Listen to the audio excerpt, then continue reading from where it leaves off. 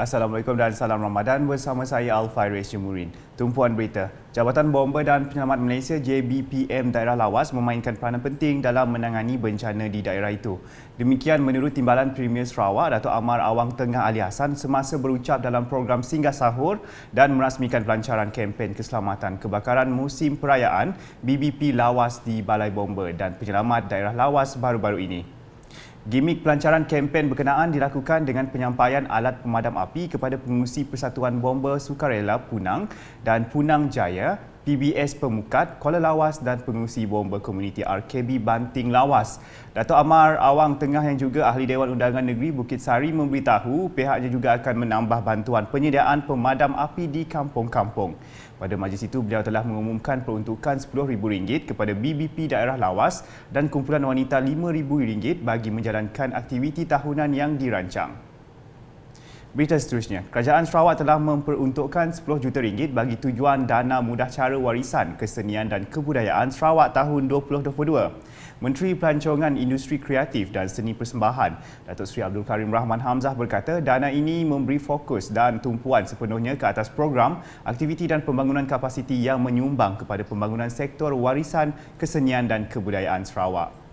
Dana ini terbuka kepada penggiat seni iaitu individu, persatuan, pertubuhan dan juga badan-badan bukan kerajaan ataupun NGO dan persatuan, pertubuhan, badan bukan berorientasikan keuntungan ataupun NPO, non-profit making bodies di Sarawak. Beliau berkata demikian pada sidang media dana Mudah Cara Warisan Kesenian dan Kebudayaan Sarawak untuk tahun 2022 di bangunan Baitul Makmur 2 pada Rabu. Jelas Datuk Seri Abdul Karim, setiap cadangan program dan aktiviti mesti memenuhi syarat-syarat dan permohonan sehinggalah 28 Oktober 2022. Semua aktiviti cadangan hendaklah dilaksanakan dalam tahun ini. Dana ini disediakan untuk tahun ini. Apa-apa cadangan yang dibuat adalah untuk program tahun ini. Permohonan hendaklah dikemukakan tidak lewat daripada 60 hari atau 2 bulan sebelum tarikh pelaksanaan program ataupun aktiviti-aktiviti. Borang permohonan dan garis panduan untuk dana mudah cara boleh dimuat turun dari laman web rasmi Kementerian Pelancongan Industri Kreatif dan Seni Persembahan Sarawak iaitu mtcp.sarawak.gov.my. Berikut pula, Perbadanan Pembangunan Teknologi Malaysia MTDC dan Sarawak Skills memeterai Memorandum Persefahaman MOU bagi memperkasa perkembangan sains teknologi dan ilmu pengetahuan. Menurut Ketua Pegawai Eksekutif MTDC Datuk Nur Halim Yunus, kerjasama ini merupakan antara inisiatif untuk penuntut di Sarawak Skills mencipta peluang serta memenuhi cabaran yang timbul akibat pandemik COVID-19. Working with an institution like the Sarawak Skills, we are assisting both sides. We are working with the companies so that they can have interaction with the IKS, who will be their own clients in the short term. At the same time, we are also assisting the IKS because we are developing products and services which are more closer to their own needs, which are economical for them to buy, because we cannot request our IKS to buy machines which they cannot afford. It has to be affordable.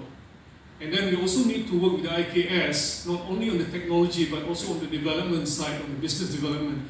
Because no business will buy any capital item if it only increases the productivity but no sales.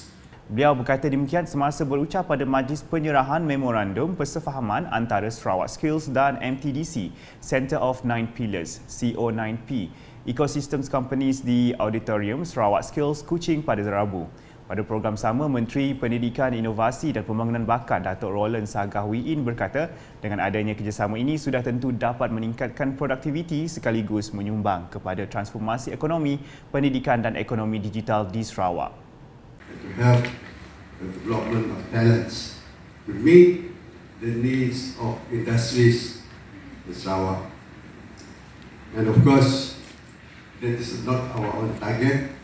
We also target talents for the whole of Malaysia, for the whole world. Menerusi kerjasama Sarawak Skills dengan 6 syarikat di bawah Centre of 9 Pillars, MTDC adalah contoh industri cemerlang di Sarawak yang mempunyai akses dan mendapat manfaat daripada teknologi terkini. 6 buah syarikat tersebut adalah seperti tertera.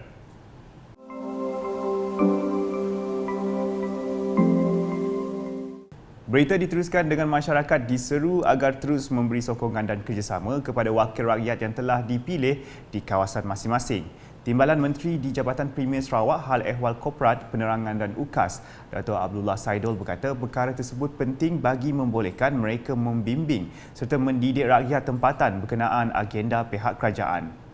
So, yang penting ialah kita terus bersatu dan terus bersatu hati dan kita jauhi daripada budaya politik yang suka berburuk sangka, politik yang memfitnah dan sebagainya.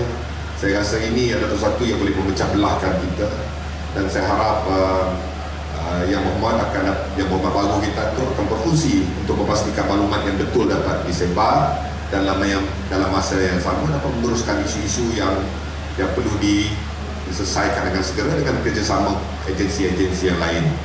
Beliau berucap demikian ketika merasmikan Majlis Ziarah UKAS at Community Semarak Ramadan anjuran Unit Komunikasi dan Penerangan Sarawak UKAS di Gelanggang Futsal Lingga di Sri Aman pada Rabu.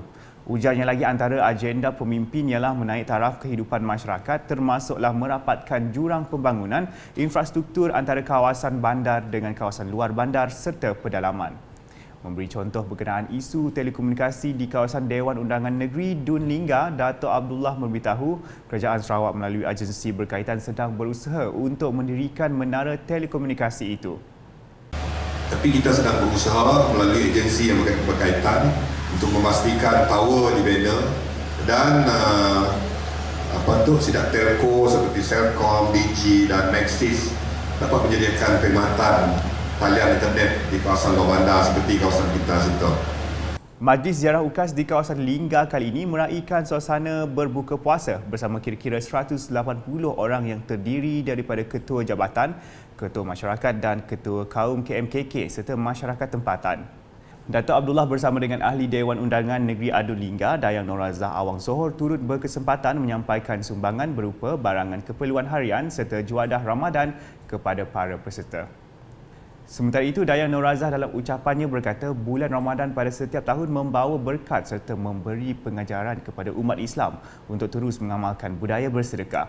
Katanya masyarakat perlu sedar bahawa perasaan lapar dan dahaga pada bulan ini menggambarkan kesusahan golongan yang miskin, terpinggir atau ditimpa bencana.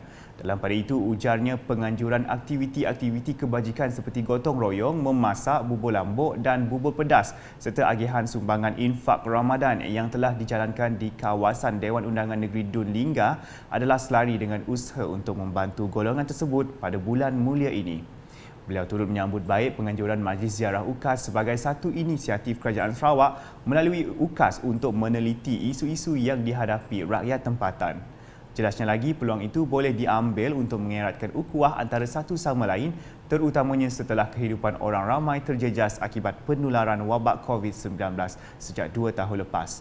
Namun walaupun negara kini dalam fasa peralihan endemik, Dayang Norazah menyeru kepada semua agar sentiasa mematuhi seluruh prosedur operasi standard SOP di samping menjaga kesihatan dan keselamatan diri.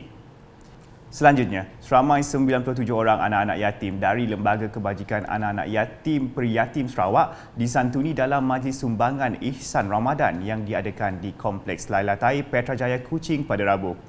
Majlis tersebut merupakan anjuran Sarawak Badan Amal Tenaga Isteri-Isteri Sabati dengan kerjasama Ronald McDonald House Charities RMHC Malaysia. Isteri Premier Sarawak yang juga Presiden Sabati Puan Sri Dato' Amar Jumaani Tun Tuanku Bujang telah hadir bagi menyempurnakan majlis berkenaan.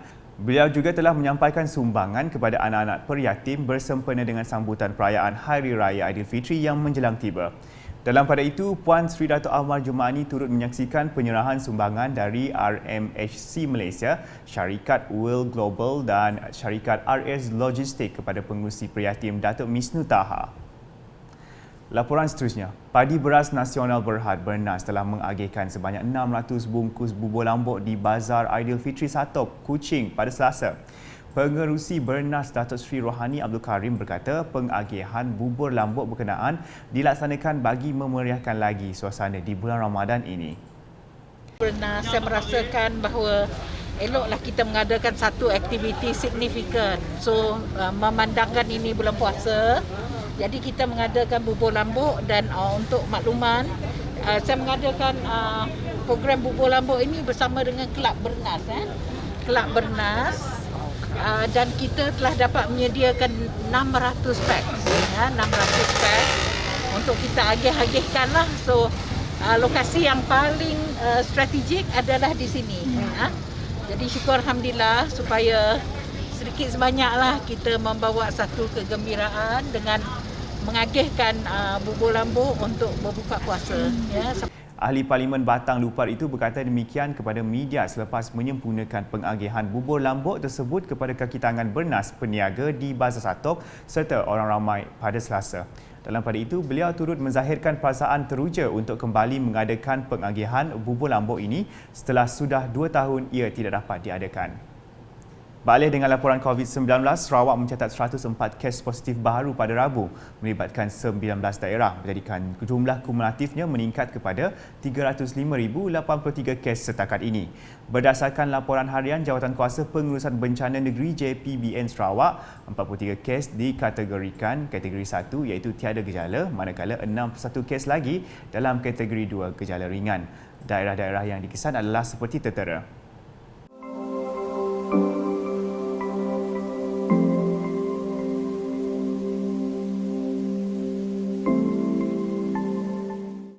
Sekian edisi Tengah Hari bersama saya Al-Faris Jemurin. Berita lebih lanjut boleh didapati di semua platform media sosial UKAS termasuk portal ukas.sarawak.gov.my dan UKAS Channel di YouTube. Salam UKAS.